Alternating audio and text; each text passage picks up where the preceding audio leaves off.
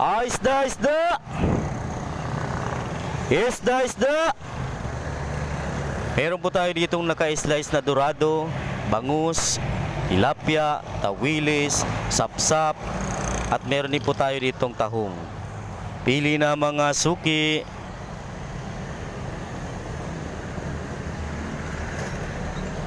Isda, isda. Isda, isda.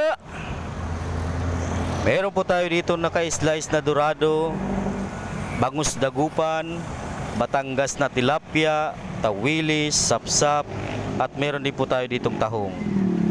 Pili na po mga suki.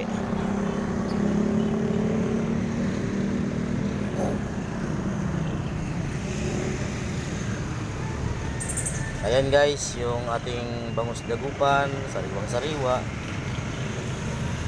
tilapia, Batangas yan, tilapia. At ito po yung ating dorado, naka-slice na kasi nahihirapan ako mag-slice. Ito po ulit yung ating tawilis, bago yan, sariwang sariwa. Ayan, makintab pa sa sariwa. At tahong ulit kasi walang makuwang ibang ulam sa palengke, ulit-ulit lang. Ito po yung ating sapsap. Yan, masarap tong kamatisan, pangat. Ayan ho.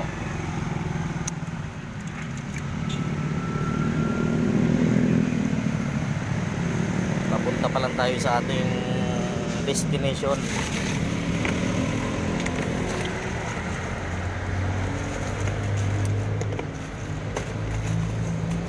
Natapos ko lang mamalingki.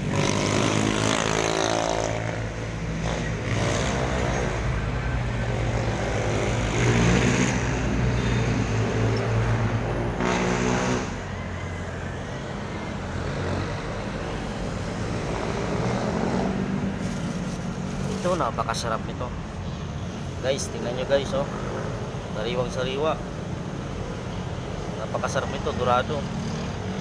Masarap tong sabawan, may talbos. Ito naman, sarap naman tong pangkilaw, kilaw, prito, paksiw. At ito ang masarap sa kinamatisan, manamis-namis. Yung sabaw niya manamis-namis, talagang mapapa-unli-rice ka nito. Ito guys, dagupan to, 100% dagupan yan.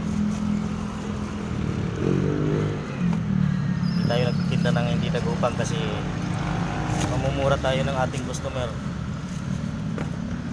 Pati yung tilapia natin kailangan walang amoy, kailangan Batangas yan.